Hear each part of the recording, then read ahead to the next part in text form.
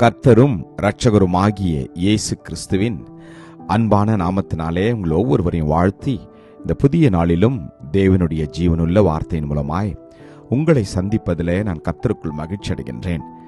மத்தேயு 8:13. பின்பு இயேசு 100க்கு அதிபதியை நோக்கி, நீ போகலாம், நீ விசுவாசத்தின்படியே உனக்கு ஆக கடவது என்றார்.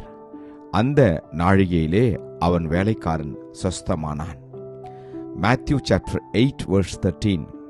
Then Jesus said to the centurion, Go your way, and as you have believed, so let it be done for you.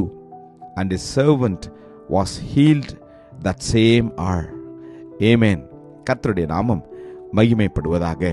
கர்த்தர் இந்த நாளிலே விசுவாசத்தை குறித்து நம்மிடத்தில் அவர் இடைப்பட விரும்புகின்றார்.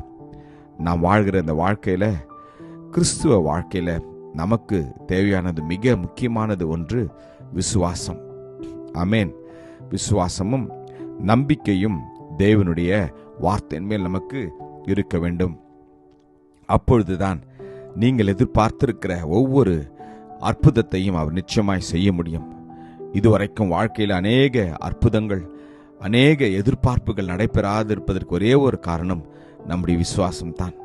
கர்த்தர் மேல் வைத்திருக்கிற நம்பிக்கை, அவருடைய வார்த்தை மேல் வைத்திருக்கிற விசுவாசம் மிகவும் முக்கியமானது. வேதத்தில் இயேசு ஒரு இடத்துல அவர் குருடர்களின் கண்களை தொட்டு, உங்கள் விசுவாசத்தின்படியே உங்களுக்கு ஆக கடவுது என்றார். மத்தேயுவில் நாம் வாசிக்கிறோம். கர்த்தர் இந்த நாளில நம்மை பார்த்து அவர் கேட்கிறார், உங்களுடைய விசுவாசம் எப்படிப்பட்டதாக இருக்கின்றது? நீங்களும் நானும் கர்த்தருடைய வார்த்தையை முழுவதுமாய் நம்பி விசுவாசிக்கின்றோமா என்று நாம் நம்மையே சோதித்து பார்க்க வேண்டும். இயேசு இந்த ஜனங்களை நோக்கி அவர் கேட்கிறார். மத்தேயு 9:28 அவர் வீட்டிற்கு வந்த பின்பு அந்த குருடர் அவரிடத்தில் வந்தார்கள். இயேசு அவர்களை நோக்கி, இதை செய்ய எனக்கு வல்லமை உண்டு என்று விசுவாசிக்கிறீர்களா என்று கேட்டார். அதற்கு அவர்கள், ஆம், விசுவாசிக்கிறோம் ஆண்டவரே என்றார்கள். அப்பொழுது அவர்களுடைய கண்களை அவர் தொட்டு, உங்கள் விசுவாசத்தின்படி உங்களுக்கு ஆக கடவது என்றார். ஏமேன்.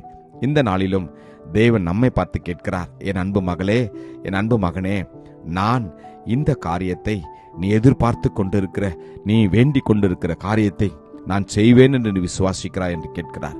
நீங்களும் நானும் ஆம் ஆண்டவரே, நாங்கள் விசுவாசிக்கிறோம் என்று சொல்கின்ற போது கர்த்தர் நிச்சயமாய் உங்களுடைய விசுவாசத்தையும் என்னுடைய விசுவாசத்தையும் அவர் நிச்சயமாய் அவர் அங்கீகரித்து அதன்படியே அவர் செய்ய உண்மையுள்ள தேவனாயிருக்கின்றார். ஆம், உங்களை பார்த்து அவர் சொல்வார், மகளே, மகனே, நீ விசுவாசிக்க கூடுமானால் ஆகும், விசுவாசிக்கிறவனுக்கு எல்லாம் கூடும் என்றார். அப்படியே சொல்வார். நீ விசுவாசத்தின்படியே உனக்கு ஆக கடவுது என்று சொல்வார். தேவனுடைய வார்த்தை விசுவாசிப்போமா? கிருபையும் இரக்கம் நிறைந்த நல்ல தகப்பனே, இந்த நல்ல நாளுக்காக உமக்கு நன்றி அப்பா. அந்த 100க்கு அதிபதியை போல ஆண்டவரே, நாங்களும் உம்முடைய வார்த்தையை நாங்கள் நம்புகிறோம் அப்பா. உம்மால் எல்லாம் ஆகும் தகப்பனே. நீ சொல்ல ஆகும், நீர் கட்டளையிட நிற்கும் என்று நாங்கள் விசுவாசிக்கிறோம் அப்பா.